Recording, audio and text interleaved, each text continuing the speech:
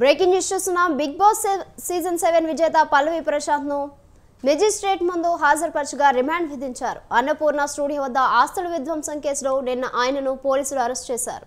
అనంతరం మెజిస్ట్రేట్ ముందు హాజరుపరిచారు.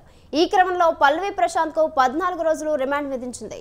పల్లవి ప్రశాంత్ సోదరుడు రాజుకు కూడా 14 రోజులు రిమాండ్ విధించడంతో వారిద్దరిని చంచల్గూడ జైలుకు తరలించారు.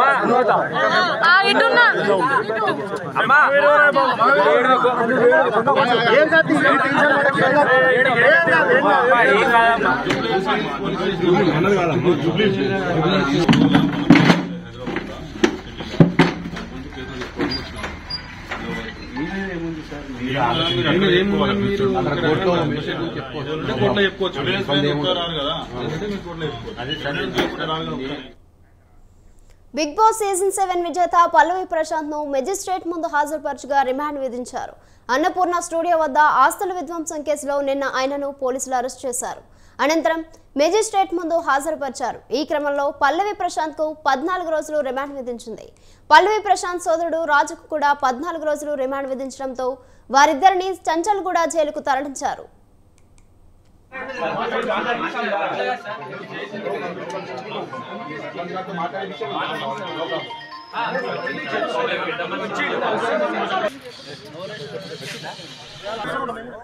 అన్నపూర్ణ స్టూడియో దగ్గర గొడవ నేపథ్యంలో బిగ్ బాస్ కంటెస్టెంట్ పల్లవి ప్రశాంత్ పై సుమేధగా కేసు నమోదు చేశామని ఏసీపీ హరిప్రసాద్ తెలిపారు. పల్లవి ప్రశాంత్ పోలీసులు చెప్పినా వినకుండా పెద్ద ఎత్తున ర్యాలీలు చేశారన్నారు.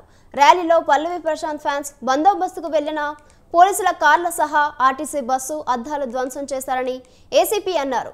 దీనిపై మరింత సమాచారం మా ప్రతినిధి ఉషా ఫోన్లో అందిస్తారు.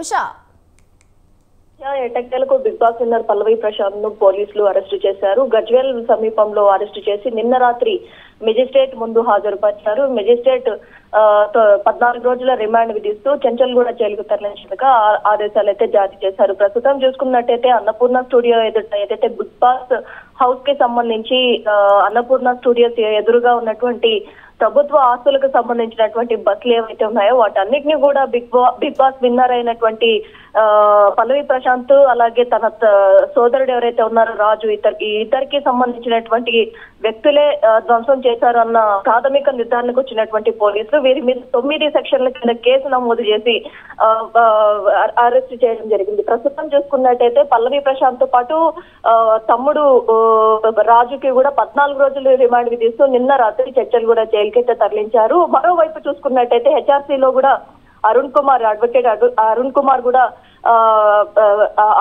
కేసు నమోదు చేశారు. దీనికి సంబంధించి ఏదైతే మానవ హక్కులకు సంబంధించి ఈ ప్రోగ్రామ్ ఏదైతే ఉందో ఈ ప్రోగ్రామ్ కేవలం యువతను పెడదారి పట్టించేలాగే ఉంది. కానీ దీనికి సంబంధించి ఈ ప్రోగ్రామ్ ని కండక్ట్ చేసేటటువంటి నాగార్జునను కూడా అరెస్టు చేయాలి. ఎక్కడా కూడా కేసు నమోదు అయిన దానిలో ఎక్కడా కూడా నాగార్జున పేరు నమోదు చేయలేదు. ఇది మొత్తానికి కారణమైనటువంటి కారకుడే A1 నాగార్జున అనుకోవడంలో అతను నిన్న హెచ్ఆర్సీలో కూడా కంప్లైంట్ ఇవ్వడం జరిగింది. మొత్తం మీద బిగ్ బాస్ షో విన్నర్ ఎవరైతే ఉన్నారో అతని చుట్టూ కూడా ఉచ్చు బిగుతోంది. విన్నింగ్ టైంలో ఏదైతే విన్ అయిన వెంటనే అతను బయటకు వచ్చిన సమయంలో అక్కడ ఉన్నటువంటి తన అనుచరులు ఎవరెవరైతే ఉన్నారో వారందరినీ కూడా రెచ్చగొట్టి ప్రభుత్వ ఆస్తులు మొత్తాన్ని కూడా ధ్వంసం చేసేలాగా పూనుకున్నారన్న కోణంలోనే ఆ విజువల్స్ మొత్తం కూడా క్లియర్ గా ఉన్నాయి. కాబట్టి అతను చేసినటువంటి వికృత చేష్టలకి ఇప్పటికే చూసుకున్నట్టయితే ఆ విజువల్స్ లో కూడా మనం క్లియర్ గా చూడొచ్చు. అతను రెచ్చగొట్టిన విధానం కావచ్చు, బస్సుల్ని ధ్వంసం చేసే విధానం, అతని సోదరుడి ప్రమేయం కావచ్చు, మొత్తం మీద 9 సెక్షన్ల మీద పోలీసు అధికారులు అయితే కేసు నమోదు చేశారు. ఓవరాల్ గా నిన్న నైట్ ఎట్టకేలకు గజ్వేల్ సమీపంలో పోలీసులు అయితే తనని అదుపులోకి తీసుకుని మెజిస్ట్రేట్ ముందు హాజరుపరిచి చంచల్గూడ జైలుకి 14 రోజుల రిమాండ్ కి అయితే తరలించారని తెలుస్తోంది. నిత్య. Right Usha, thank you.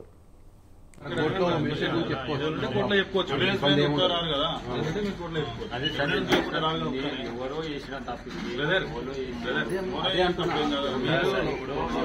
మీకు కోర్టులో చెప్పుకోవడానికి మీకు అవకాశం ముందు చెప్పండి. చెప్తే సార్ చేసిన దానికి నన్ను అంటే ప్రాబ్లం చెప్పాలి బ్రదర్.